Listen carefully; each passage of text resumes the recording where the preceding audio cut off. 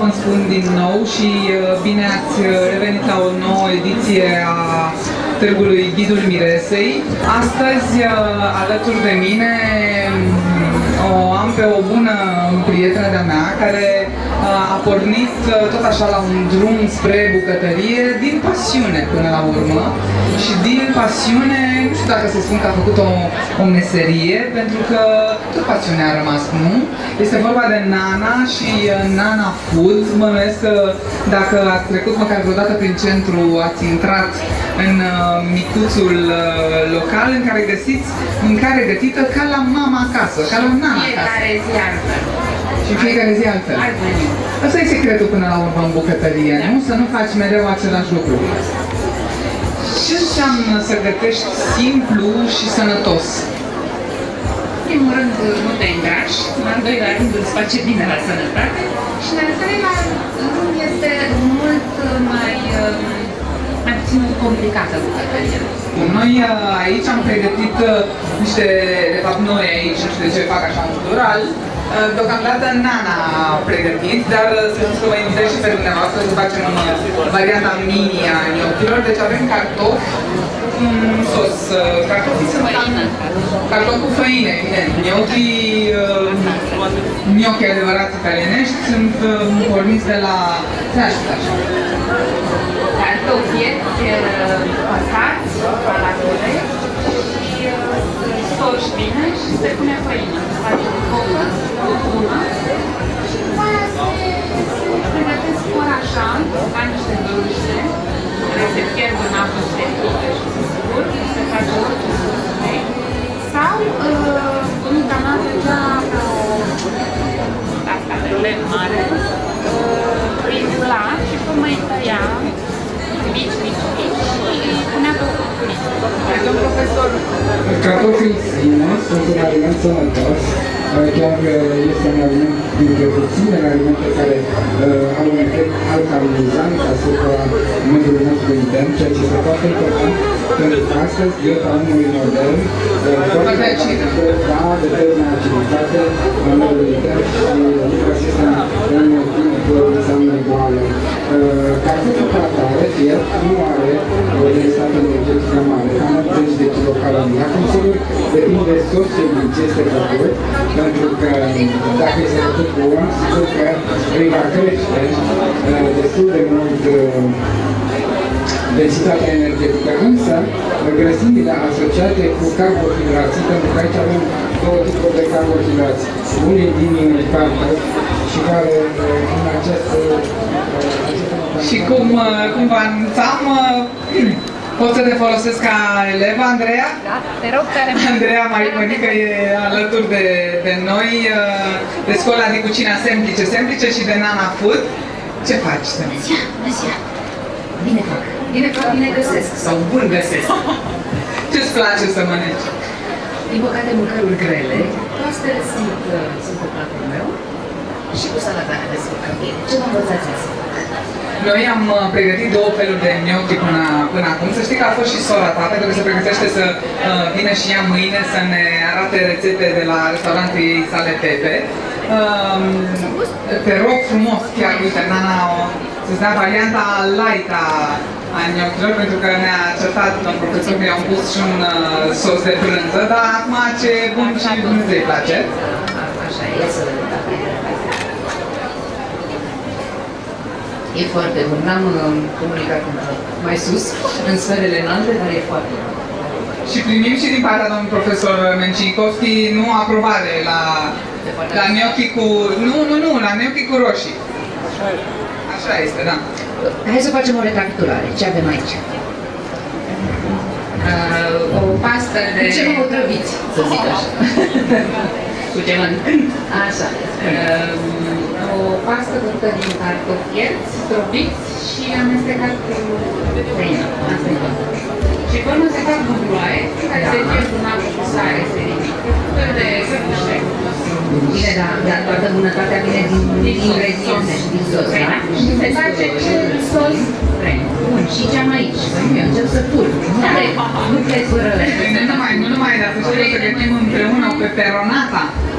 Da. Și maioneză light. Merg la sport, la ora de sport după asta, deci îmi permit. Ah, bun, bun. Atunci stai că... Haide, măsline, haide. Arte iute, da,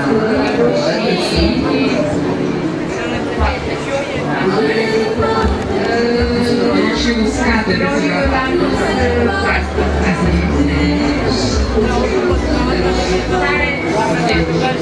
o bunătate. Felicitări! Și acum să știi că pentru tine am păstrat o rețetă specială, peperonata.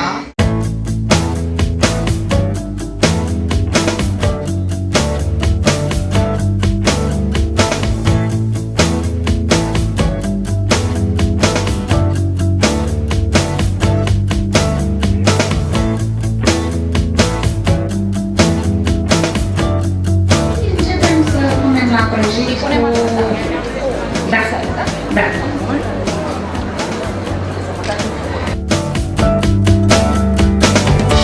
Îți place ardei gras?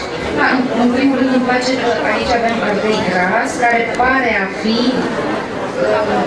așa de-al nostru, nu știu, să fie. Românesc, da. Slavă Domnului și nu din acela care arată Hai să o perfect. lăsăm pe ea. Arată perfect, dar n-are gustul și mirosul cu care noi avem. Și eu mă obișnuiesc să mă duc în piață și să cer auza roșii din alea care arată mai bătute de soartă, n-aveți? Că alea cred că sunt mai cu gust. Aha, deci ați pus un pat de ulei de măsline. Da, apoi ardei, Cu un pic de sal. un pic de sare înăuntru, da? Sare înăuntru, da? Andrei, ideea școlii mele mi-a venit de la experiența mea, în țările în care am devenit responsabil, să spun, de viața gastronomică a unei familii, a familiei mele. Automat am simțit nevoia să învăț ceva să gătesc. La tine cum s-a întâmplat cu Violeta? Simte nevoia să-i gătești și tu? Știi, apropo de rețete ca la mama acasă, la noi au devenit rețete ca la bunica acasă. Că... Copiii noștri trăiesc în lumea modernă și dacă îi înveți că da, mama gătește, că se bucură de asta, dacă nu, la fel de bine se adaptează, știu eu, proiectului modern, dar eu mi-am gândesc din copilărie acele momente pe care și n-aș vrea ca ea să le piardă. Deci e chestiune de alegere. Ceva mai foarte Te pasionează totuși să... Acum ele se prăjească. Să știi că este o frică la maxim. Aici nu avem nevoie să avem foc. Altfel, sincer să fiu, plita electrică nu este ideală. Asta și cum sos de roșii și asta e tot. Asta e tot? Să văd ușor. Așa, dar uite că îți mai propune Nana o variantă de legume cu maioneză light, o legume crude cu maioneză light. Ia să vedem. Salata neapărat trebuie să fie pe mese tuturor. Am aflat de la profesorul Mexicoxi că rucola ajută la digestia cărnii. Spune-mi, vorbeai de maioneză light. Maioneza fiind făcută aici sau aici? Aici, Aici da? facem maioneză împreună. Punem în mixer. La prima prăjitură pe care am făcut-o împreună, asta a fost responsabilitatea fetei mele, preferată. Să spargă ușoarele. Da, da. Și n-a pus niciun fel de coajă înăuntru, nu? Nu, s-a descurcat destul de bine. Stai așa să-ți iau pâinea de aici, că Da. eu am adus și ardei iute, recunosc că îmi place așa să dau un pic de picant vieții. Da, și noi nu Ce? Dar pentru cei care au probleme cu digestia, cu stomacul, e mai bine să se întâlne. Gastrite și așa mai departe.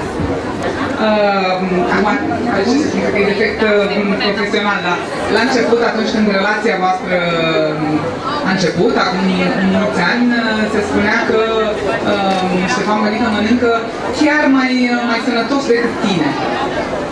Treaba asta nu s-a schimbat.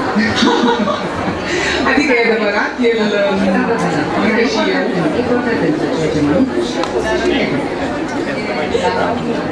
45 de ani, un bărbat care arată mult sub vârsta pe care o are. Sunt pe care și se duceți la sală, ceea ce de altfel faci tu. Câte lingurițe? O linguriță? Ina? Stai puțin că eu am întrebat de lucruri mondene, dar am pierdut șirul. Deci, două întregi, lămâie, o jumătate de lămâie scoasă, un ștampul, linguriță plină ochi. Domn profesor, ne-ați părăsit, să știți că avem nevoie de dumneavoastră aici, să știm despre maioneza făcută în casă, dacă e dezastru sau nu. Ne mai putem permite, mai ales dacă o asezonăm, că iată maioneză cu legume crude. Adăugăm puțin ulei de măsline. Extra virgin, neapărat presat la rece. Mi se suflă în cască și eu fac. Cum e cu maioneza? Sigur, maioneza este o denumire generică pentru un sos care de regulă are foarte multe calorii.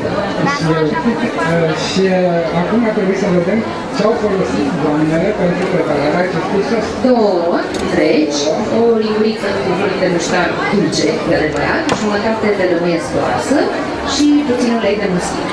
Înseamnă că nu are acea densitate calorică enormă a maionezelor, să le spunem, tradiționale. Și în combinație cu o salată da, este în regulă. Noi vom servi cu legume crude, cu morcov crud. Da, este în regulă, dar să nu exagerăm. Deci să punem numai pentru condimentare, să nu mate legumele în maioneză. Chiar dacă este dietetică, adică făcută cu mai puține grăsimi și cu mai puține calorii.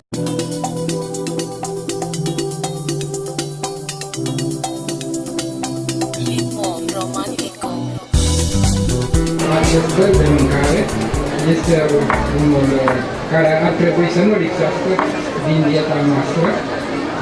Da, până acum am văzut mâncăruri care... Deci am trecut clasa, domn profesor, da? Da, unele, cum am spus, de la nota 6 până pe la nota 9, din punct de vedere nutrițional, din punct de vedere organoleptic, chiar unele și nota 10.